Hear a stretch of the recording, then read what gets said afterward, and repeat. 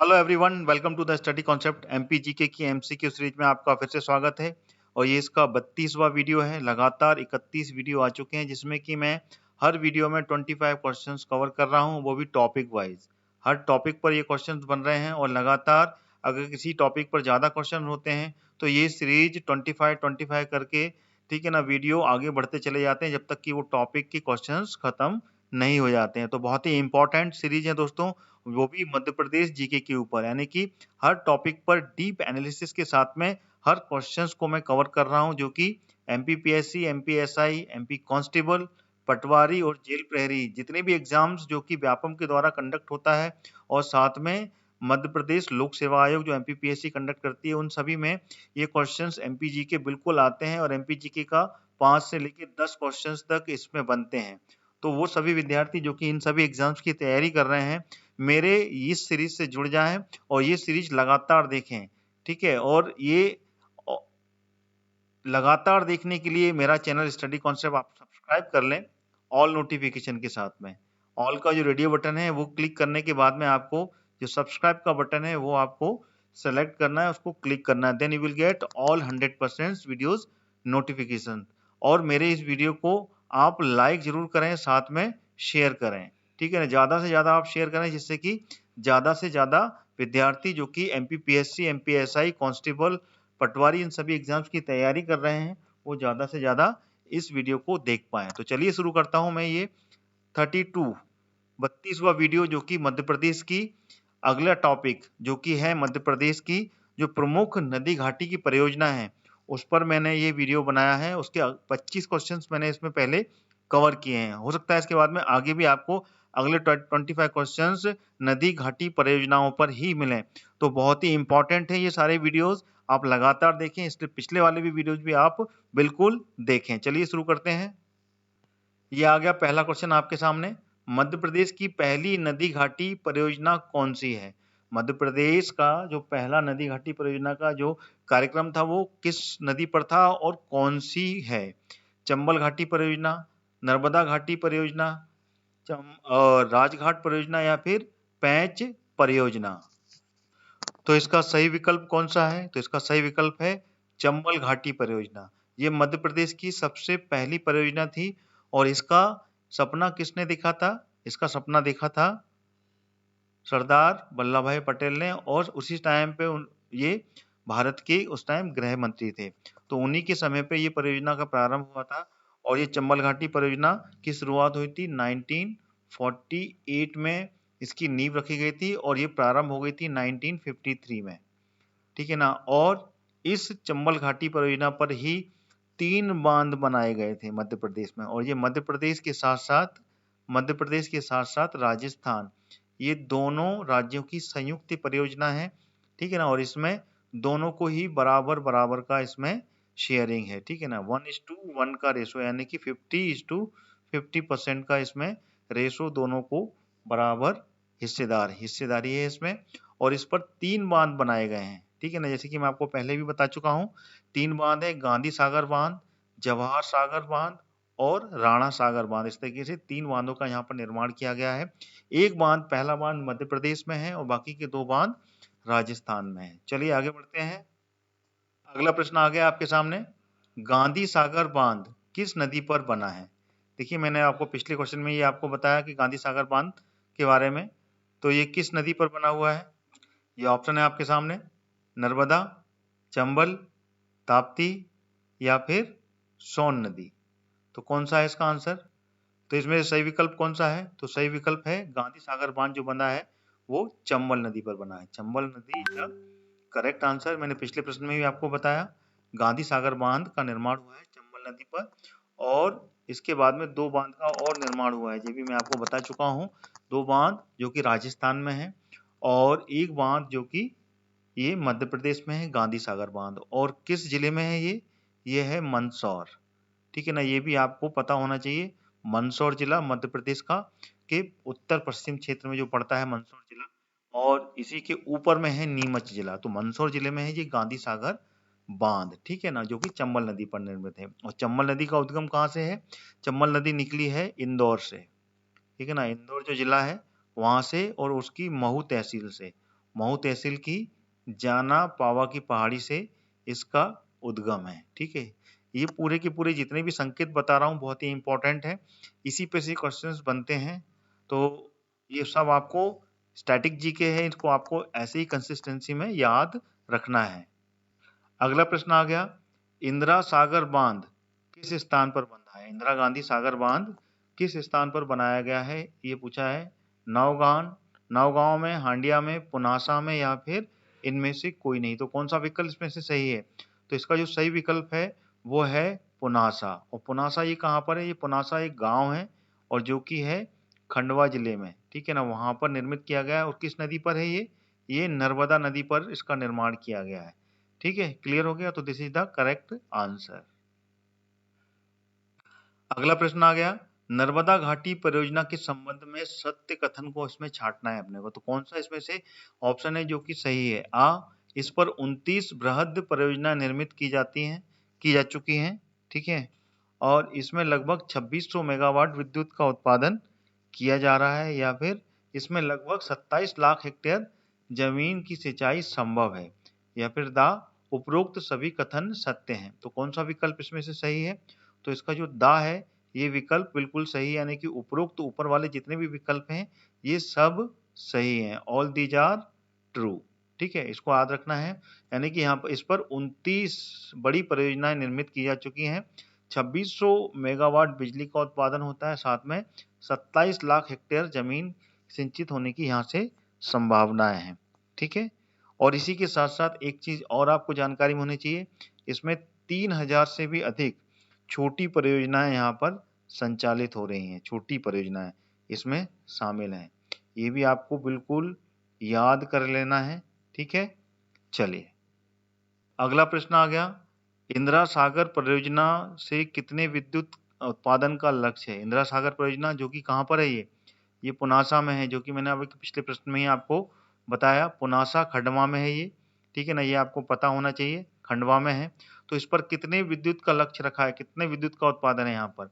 400 megawatt, 520, 1000 megawatt या फिर 1400 megawatt का लक्ष्य है। तो इसका जो सही विकल्प है वो कौन सा है? तो इसका जो सही विकल्प है वो है सा, 1000 मेगावाट का यहाँ पर विद्युत उत्पादन होता है। तो ये इसका सही विकल्प है। ठीक है, चलिए आगे बढ़ते हैं। अगला प्रश्न आ गया, मध्य प्रदेश की इस परियोजना को संजय सरोवर परियोजना के नाम से भी जाना जाता है। तो कौन सी परियोजना है वो? इंदिरा सागर, बाण सागर, अपर वैनगंगा या फिर बावन थड़ी परियोजना। तो कौन सी परियोजना है जिसको कि संजय सरोवर परियोजना के नाम से भी जाना जाता है? तो वो है अपर वैनगंगा। जो प्रोजेक्ट है उसका नाम है ये संजय सरोवर परियोजना के नाम से भी इसको जाना जाता है। ठीक है ना, ये वैनगंगा नदी पर निर्मित है। वैनगंगा नदी जिसका उद्गम कहाँ से है, मैंने आपको पिछले कई वीडियो जो क्यूज चल रही हैं सीरीज, उसमें मैंने बताया है, ये सिवनी से इसका उद्गम है। ठीक है ना, और इस पर ही ये संचालित की जाती है। इस पर बांध बनाकर ये परियोजना संचालित है, जिसका नाम है वैनगंगा परियोजना या फिर संजय सरोवर परियोजना भी इसको कहा जाता है। ठीक है, चलिए आगे बढ़ते हैं। अगला प्रश्न आ गया, वैनगंगा परियोजना से मुख्य लाभान्वित होने वाले जिले कौन कौन से हैं? बालाघाट, सिवनी, बैतूल, छिंदवाड़ा, होशंगाबाद, नरसिंहपुर या फिर सीधी बैतूल। तो इसका जो सही विकल्प है वो कौन सा है? तो वो है बालाघाट और सिवनी। ये दोनों ही प्रश्न हैं जो कि बिल्कुल जो जिले हैं ये लाभान्वित होते हैं।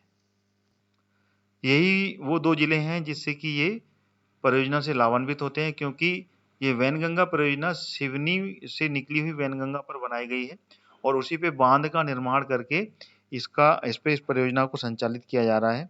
और ये किस गांव में है? ये है भीमग्राम। ठीक है ना, जो भीमगढ़ है, ठीक है ना, इसका नाम है भीमगढ़। ये आपको पता होना चाहिए, भीमगढ़ एक गांव है, वहां पर वैनगंगा नदी पर बांध बनाकर ये परियोजना संचालित की जा रही है। ठीक है, चलिए आगे बढ़ते हैं। अगला प्रश्न आ गया, निम्नलिखित में से कौन सा बांध नर्मदा नदी पर संबंध नहीं रखता है, कि नर्मदा नदी पर नहीं है, ये बताना है। महेश्वर, इंदिरा गांधी सागर बांध, बरगी या फिर गांधी सागर बांध। तो इसका जो सही विकल्प है वो कौन सा है जो कि नर्मदा नदी पर नहीं बना हुआ है? तो वो है गांधी सागर बांध। ये जो बांध है ये नर्मदा पर ना बना हुआ है, ये बना है चंबल नदी पे। जैसे कि मैंने पहले प्रश्न पे ही आपको बताया था, गांधी सागर बांध चंबल नदी पर निर्मित है और मध्य प्रदेश का सबसे पहला बांध है ये।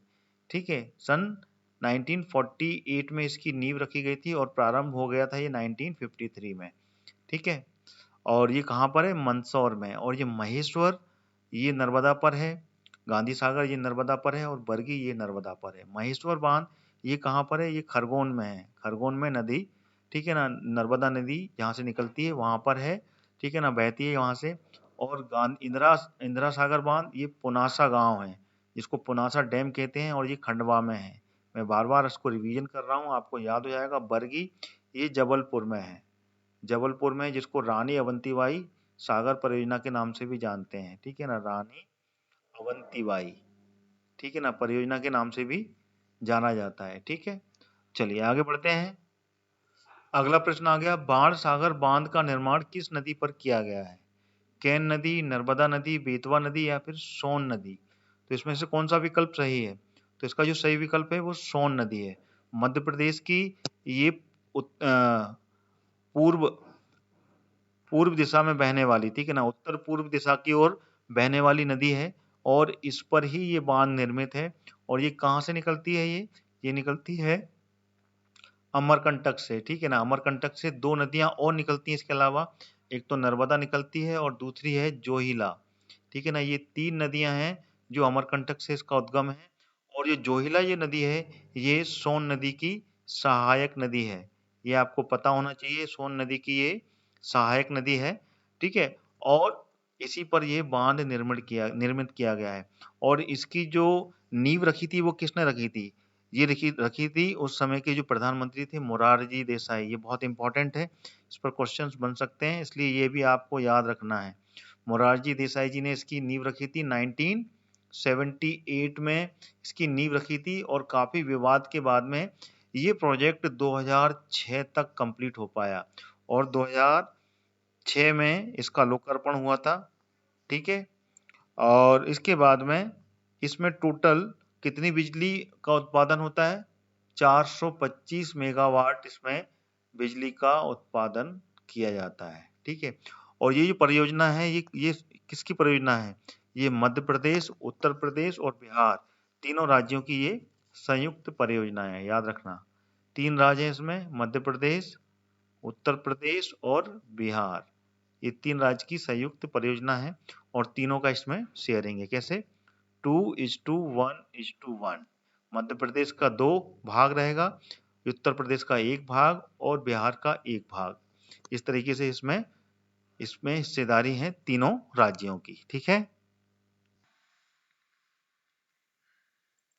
आगे जाने से पहले मैं आपको बताना चाहता हूं, अनअकैडमी आपके लिए लाया है एक फ्री प्लान, जिसमें कि आपको एमपी के टॉप एजुकेटर से पढ़ने का सुनहरा मौका मिलेगा। इसी के साथ में आपको मिलेगा 500 से ज्यादा free live classes, live doubt clearing के साथ ही साथ में 20,000 से ज्यादा free questions, free mock test और उन सभी के एनालिसिस। और साथ में आपको अनअकैडमी देगा और भी बहुत कुछ। फ्री प्लान एक्सेस करने के लिए आज ही डाउनलोड करें अनअकैडमी का ऐप और यूज करें मेरा रेफरल कोड हरदयाल कुशवाहा, जो कि रेड लेटर में, कैपिटल लेटर में आपके सामने दिख रहा है। आइए अब जान लेते हैं अनअकैडमी के प्लस बैचेस के बारे में, जो कि आपकी हर जरूरत के लिए परफेक्ट है। जी हाँ, अनअकैडमी के साथ में आप अपनी प्रिपरेशंस की जरूरत के हिसाब से घर बैठे ज्वाइन कर सकते हैं और अपनी एमपीपीएससी प्रीलिम्स 2020 की सिलेक्शन पक्की कर सकते हैं। ये सारे बैच बहुत जल्दी शुरू हो रहे हैं और अपनी प्रिपरेशन में आप जहां भी हैं वहां से आपको बहुत मदद करने वाले हैं। तो आइए जान लेते हैं इन सभी कोर्सेज के बारे में। जो भी प्रीलिम्स 2020 क्लियर करना चाहते हैं ध्यान से सुने। आपकी तैयारी के लिए आ गया है ultimate 60 days crash course with MCQ practice, live theory live revision दिन में और subject wise live MCQ practice जो कि रात में होगी। मध्य प्रदेश के टॉप एजुकेटर्स के द्वारा लाइव कोर्स का जो पीडीएफ नोट्स हैं वो भी आपको प्रोवाइड कराए जाएंगे। साथ ही साथ में 20 से ज्यादा प्रीलिम्स की मॉक टेस्ट की प्रैक्टिस होगी और 20,000 से ज्यादा क्वेश्चंस बैंक की डेली प्रैक्टिस आप कर सकेंगे। यह बैच स्टार्ट हो रहा है 2 फरवरी से, तो आज ही जाकर एनरोल करें और अपनी तैयारी को और भी पक्की करें। क्या आप Madhya Pradesh SI exams crack करना चाहते हैं? तो अभी ज्वाइन कीजिए लक्ष्य MP sub inspector 3 month foundation course, जो कि स्टार्ट हो रहा है 2 फरवरी से। इसमें आपको मध्य प्रदेश की टॉप फैकल्टी से पढ़ने का पूरा मौका मिलेगा। साथ ही साथ आपको मिलेंगे लाइव क्लासेस, पीडीएफ नोट्स और वीकली मेगा क्विज। तो बिल्कुल भी देरी ना करें, ज्वाइन करें इस कोर्स को। इस कोर्स का लिंक मैंने वीडियो के डिस्क्रिप्शन बॉक्स में डाल दिया है। क्या आप एमपीपीएससी प्रीलिम्स 2020 की तैयारी शुरू कर रहे हैं? और तो अभी आप ज्वाइन कीजिए 10 मंथ का मेगा फाउंडेशन बैच, जो कि स्टार्ट हो रहा है 2 फरवरी से। इसमें आपको मध्य प्रदेश की टॉप फैकल्टी से पढ़ने का पूरा मौका मिलेगा। साथ ही साथ आपको मिलेंगी लाइव क्लासेस, पीडीएफ नोट्स और वीकली मेगा क्विजेस। इस कोर्स का लिंक भी मैंने वीडियो के डिस्क्रिप्शन बॉक्स में डाल दिया है। आज ही अपने सपने को साकार करें अनअकैडमी के साथ में। क्या आपका थ्योरी का रिवीजन हो गया है और आपको सब्जेक्ट वाइज एमसीक्यू रिवीजन चाहिए? तो आपके लिए अनअकैडमी लेके आया है 60 days revision wise course through subject wise MCQ series. इसमें सब्जेक्ट वाइज आपको एमसीक्यू रिवीजन होगा और साथ ही साथ में क्लास के बाद में इसके नोट्स भी मिलेंगे। और ये स्टार्ट हो चुका है 14 जनवरी से। तो बिल्कुल भी देरी ना करें, ज्वाइन करें इस कोर्स को। इसका भी लिंक मैंने वीडियो के डिस्क्रिप्शन बॉक्स में डाल दिया है। क्या आप ऑलरेडी रिवीजन कर रहे हैं? तो ज्वाइन कीजिए रिवीजन कोर्स को। संपूर्ण ज्ञान में आपको रिवीजन सेशंस मिलेंगे। यहाँ पे आप पढ़ सकते हैं विथ डाउट क्लियरिंग के साथ में। और संकल्प बैच में आपको मिलेगा डेडिकेटेड डाउट क्लियरिंग, आपके रिवीजन को बूस्ट करने के लिए। रिवीजन इज वेरी इंपॉर्टेंट, तो आज ही इन बैच को ज्वाइन करें। दोनों बैच में 2 जो सब्सक्रिप्शन है वो आप एक ही वैल्यू में पा सकते हैं। जिन लोगों ने एमपीपीएससी प्रीलिम्स क्लियर कर लिया है उन सभी को मेरी तरफ से बहुत बहुत बधाई, मैनी कंग्रेचुलेशंस। अब अपने मेंस की तैयारी में बिल्कुल भी चूक ना करें। आप लोगों के लिए अनअकैडमी लेके आया है स्वप्न पूर्ति बैच, जिसमें कि आपको 35 दिन में एमपीपीएससी मेंस की कंप्लीट प्रिपरेशन कराई जाएगी with dedicated answer writing practice के साथ में। ये बैच स्टार्ट हो रहा है 1 फरवरी से। इसमें आपको मध्य प्रदेश की टॉप फैकल्टी के साथ में पढ़ने का मौका मिलेगा, लाइव क्लासेस मिलेंगी, पीडीएफ नोट्स प्रोवाइड कराए जाएंगे, साथ ही साथ में आपको वीकली मेगा क्विज भी कंडक्ट कराई जाएंगी। तो आज ही अपनी सफलता की सीढ़ी को एक और कदम आगे बढ़ाएं अनअकैडमी के साथ में। आइए अब जान लेते हैं अनअकैडमी के सब्सक्रिप्शंस कैसे लेना है। बस आपको प्ले स्टोर पर जाना है और अनअकैडमी का लर्निंग ऐप डाउनलोड करना है और इसमें अपना गोल एमपीपीएससी व्यापम सेलेक्ट करना है और प्ले प्लस कोर्सेज में जाकर अपने मनचाहे बैचेज और कोर्स को एनरोल करके गेट सब्सक्रिप्शन का जो बटन है उसको क्लिक करना है। इंस्टेंट 10% का डिस्काउंट पाने के लिए फीस में आपको मेरा रेफरल कोड जो कि रेड कैपिटल लेटर में हरदयाल कुशवाहा लिखा है उसको एंटर करना है। जैसे ही आप एंटर करेंगे you will gate 10% discount in the fees. तो देर किस बात की है दोस्तों, आज ही अनअकैडमी का लर्निंग ऐप डाउनलोड कीजिए और एमपीपीएससी और व्यापम क्रैक करने के लिए तैयार हो जाइए। Let's crack it. अगला प्रश्न आ गया आपके सामने। बाण सागर परियोजना का संबंध में निम्न तथ्य सही है। कौन सा सही है इसमें, ये अपने को बताना है। परियोजना की लागत 2,964 करोड़ रुपए है। ठीक है ना। इस परियोजना का निर्माण वर्ष 1978 और पूर्णता का वर्ष जो है 2006 है। ठीक है ना। इससे 425 मेगावाट बिजली उत्पादन की जा रही है। ठीक है ना। इससे प्रभावित ग्रामों की संख्या 336 है और इससे इसका जो जल ग्रहण क्षेत्र है वो 18,448 वर्ग किलोमीटर का एरिया है। तो बताइए ये सारे विकल्प में से कौन सा विकल्प है जो कि सही है। कौन कौन से हैं या फिर कौन सा अकेला है? 1 2 3 2 3 4 1 2 3 1 3 4 5 या फिर सारे के सारे? तो कौन सा कूट इसमें से सही होगा ये अपने को बताना है। तो इसका जो सही विकल्प है वो पूरे के पूरे सारे के सारे जो विकल्प हैं वो बिल्कुल करेक्ट है। देखिए इस परियोजना में 2,364 करोड़ रुपए का खर्च आया है। ये 78 में मोरारजी देसाई के द्वारा इसकी शुरुआत की गई थी जब उनकी गवर्नमेंट थी जनता पार्टी की। उसके बाद में ये पूर्ण होने में इसको कितने वर्ष लग गए? 2006 में ये पूर्ण हुए और अटल बिहारी वाजपेयी ने इसका उद्घाटन किया था। इसी तरीके से ठीक है ना 425 मेगावाट का यहाँ पर बिजली का उत्पादन किया जा रहा है। इससे टोटल 336 जो गांव है वो प्रभावित हैं। पूरा क्षेत्र जो संग्रहण है यहाँ पे कि जल संग्रहण किया जाता है वो पूरा का पूरा एरिया 18,648 वर्ग किलोमीटर का है। तो यानी कि ये पांचों के पांचों पॉइंट बहुत इंपॉर्टेंट है, इस पे क्वेश्चंस बनेंगे, ये रटना है अपने को। ठीक है, चलिए आगे बढ़ते हैं। अगला प्रश्न आ गया आपके सामने। बाण सागर परियोजना के जल वितरण में मध्य प्रदेश का जो हिस्सा है वो कितना है? ऑप्शन आपके सामने है 2,46,689 हेक्टेयर मीटर, या फिर 1,23,345, सेम इसका भी है, और 1,10,225 मीटर हेक्टेयर मीटर। तो इसका सही विकल्प कौन सा है?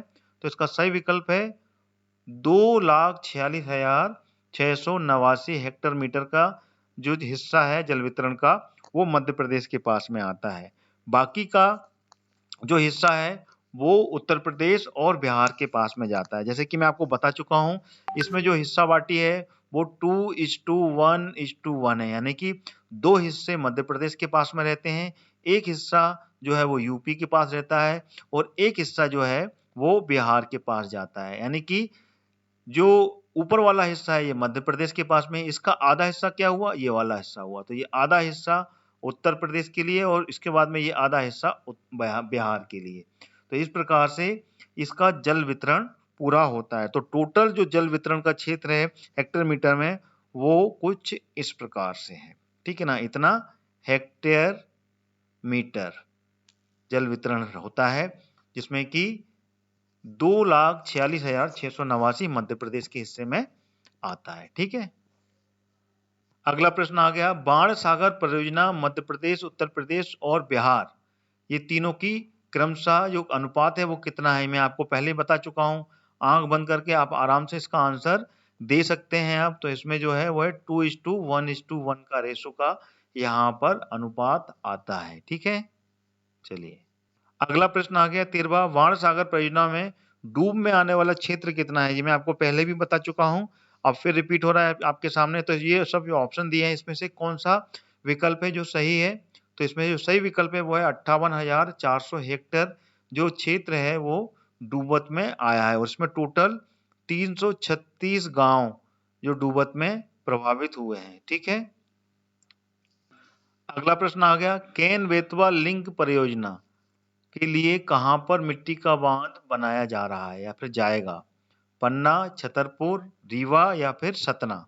तो इसमें से सही विकल्प कौन सा है? तो इसमें सही विकल्प है छतरपुर।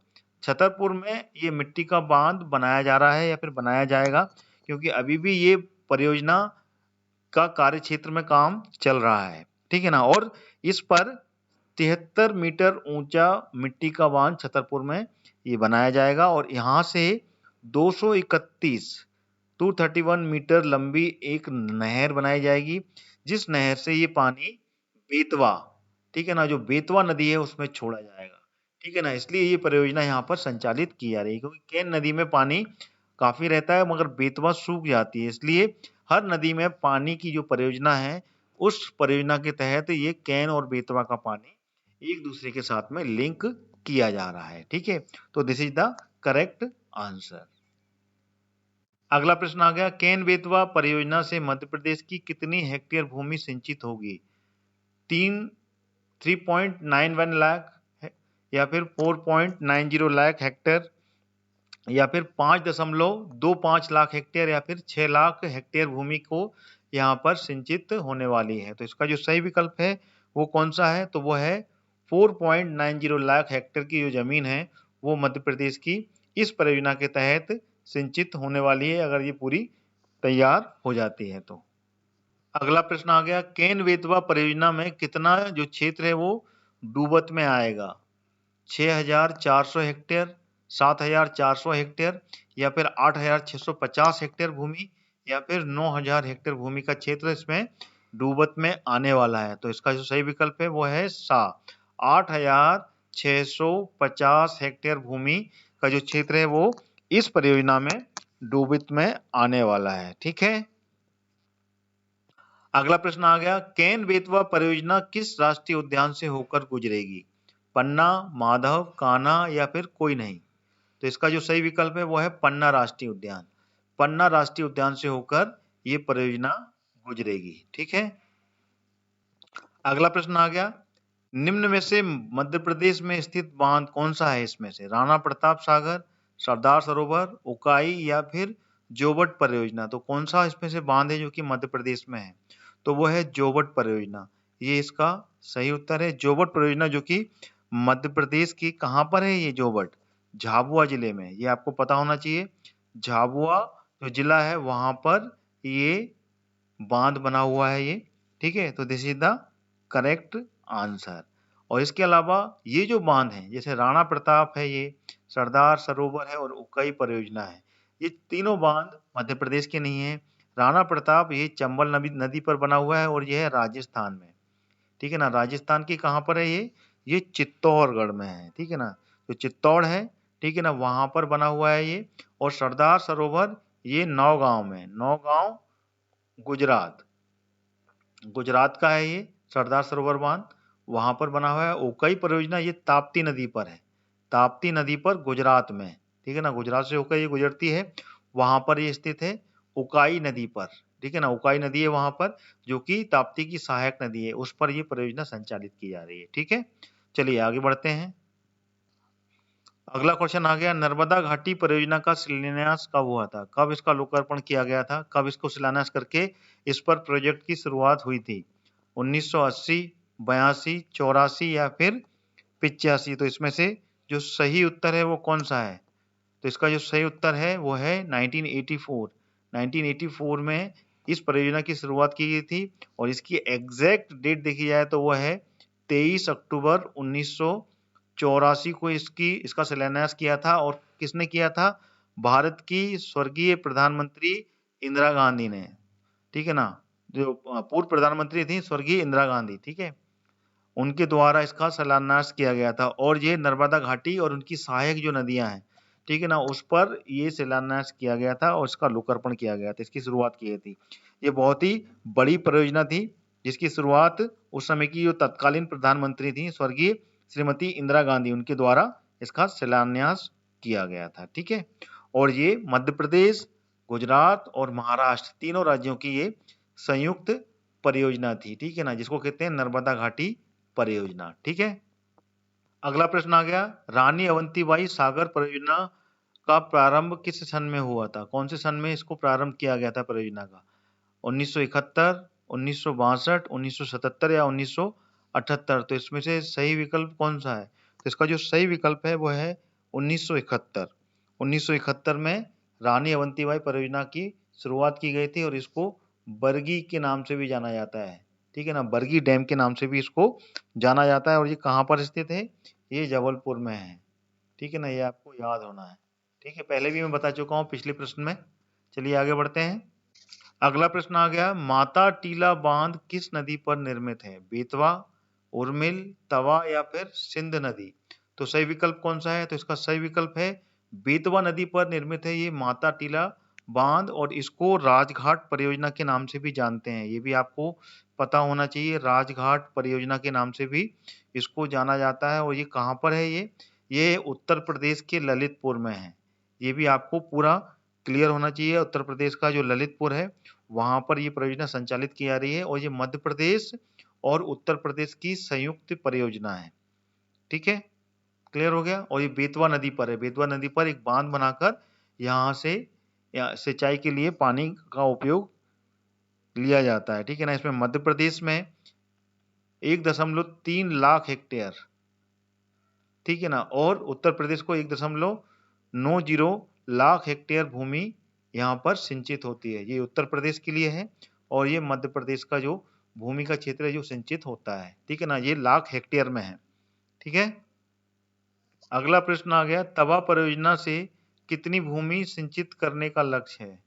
आ 63,338 हेक्टेयर, 3.33 लाख हेक्टेयर, 60,867 हेक्टेयर या फिर 4.22 लाख हेक्टेयर? तो इसमें से सही विकल्प कौन सा है? तो इसका जो सही विकल्प है वो है 3.33 लाख हेक्टेयर का जो भूमि है, इस भूमि से इस तवा परियोजना से सिंचित करने का पूरा, ठीक है ना, लक्ष्य रखा गया। तो this is the correct answer.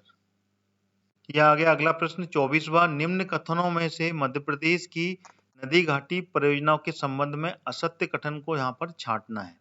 तो कौन सा आंसर सही है? कोलार परियोजना असत्य को छांटना है, यानी कि गलत कौन सा है, ठीक है ना। कोलार परियोजना लावाखेड़ी नामक स्थान पर निर्माणाधीन है। सुक्ता परियोजना खंडवा नगर कि पेयजल आपूर्ति किया जाना है। माही परियोजना भिरोटा में स्थित है या फिर हलाली परियोजना से विदिशा व रायसेन की जो क्षेत्र हैं वो लाभान्वित होंगे। तो कौन सा विकल्प इसमें से गलत है? तो वो है सा, माही परियोजना भिरोटा में नहीं है, ठीक है ना। तो ये कथन इसका गलत है, यानी कि ये आंसर इसका सही होगा। जो माही परियोजना है वो भिरोटा नहीं, वो धार में है। मध्य प्रदेश का जो धार जिला है वहां पर स्थित है और धार से ही इस नदी का उद्गम है। बाकी के सारे जितने भी ऑप्शन हैं उनको रट लीजिए, याद कर लीजिए, ये बिल्कुल सही है। कोलार परियोजना लावाखेड़ी नामक स्थान से निर्माणाधीन है और ये सीहोर, ध्यान रखिएगा, ठीक है ना, सीहोर जिले से की जो लाखाखेड़ी है वहां पर ये परियोजना निर्माणाधीन चल रही है। और सुक्ता परियोजना खंडवा, ठीक है ना, खंडवा में है ये, ठीक है, सुक्ता नदी पर। ये सुक्ता परियोजना जो नाम दिया हुआ है ये सुक्ता नदी पर है ये, ठीक है ना। वहां पर ये जलापूर्ति के लिए किया जाना। और हलाली परियोजना से विदिशा और रायसेन के 136 गांव इससे लाभान्वित होंगे, ठीक है ना। टोटल 136 गांव इससे लाभान्वित हो रहे हैं। चलिए आगे बढ़ते हैं। अगला प्रश्न आ गया, शुद्ध सिंचित क्षेत्रफल की दृष्टि से भारत में मध्य प्रदेश का कौन सा स्थान है? यानी कि सबसे अधिक अगर सिंचित कौन सा देश होता है उसके हिसाब से कौन सा राज्य है, उस हिसाब से राज्य का जो स्थान है वो कौन सा है भारत में मध्य प्रदेश का। तो ये विकल्प है आपके सामने 5, 6, 7 और 8। तो इसमें से सही विकल्प कौन सा है? तो इसका जो सही विकल्प है वो है सा, यानी कि 7वें नंबर पे आता है मध्य प्रदेश। यहाँ पे कि शुद्ध जो सिंचित क्षेत्रफल है, शुद्ध सिंचित क्षेत्रफल कितना है मध्य प्रदेश का? वो है मध्य प्रदेश की जितनी भी भूमि है उसका 37% जो क्षेत्र है वो शुद्ध सिंचित क्षेत्रफल है, ठीक है ना। और मध्य प्रदेश में मुख्यतः जो सिंचाई की जाती है वो सिंचाई के साधन कौन से हैं? मुख्यतः कुएं हैं और तालाब, ठीक है ना। कुएं और तालाब से मुख्यतः यहाँ पर सिंचाई की जाती है, ठीक है। तो this is the correct fact जो मैंने आपके सामने रखा। तो ये थे टोटल 25 क्वेश्चंस जो कि मैंने मध्य प्रदेश की नदी और उनकी परियोजनाओं पर बनाए थे, ठीक है ना। वीडियो कैसा लगा कमेंट जरूर करें आप, ठीक है ना। आपके कमेंट बहुत ही ज्यादा इंपॉर्टेंट रहते हैं मेरे लिए। उसी के आधार पर मैं तय करता हूं कि आगे के वीडियो में और कौन से क्वेश्चंस लेके आए। और साथ ही साथ में मेरे वीडियो को आप लाइक जरूर करते चलें, ठीक है। जितने भी विद्यार्थी देख रहे हैं वो सभी मेरे वीडियो को लाइक करें, साथ में शेयर करें, अधिक से अधिक जो भी आपके पास में ग्रुप है उसमें शेयर करें, जिससे कि ज्यादा से ज्यादा MPGK का ये सीरीज ज्यादा विद्यार्थी देख पाए। मेरे चैनल से जुड़ जाइए। इस जीके की सीरीज को अगर आप लगातार देखना चाहते हैं तो इस चैनल, मेरा स्टडी कॉन्सेप्ट चैनल को ऑल नोटिफिकेशन के साथ में सब्सक्राइब कर लीजिए, जिससे कि आपको सारे वीडियो नोटिफिकेशंस मिलेंगे। ऑल का जो रेडियो बटन है वो सिलेक्ट करने के बाद ही आपको सब्सक्राइब का बटन क्लिक करना है, then you will get 100% all videos notification. तो इसी के साथ में मेरा ये जो वीडियो है समाप्त होता है। अगला वीडियो लेके फिर मैं आपके सामने उपस्थित होऊंगा। जय हिंद, जय भारत।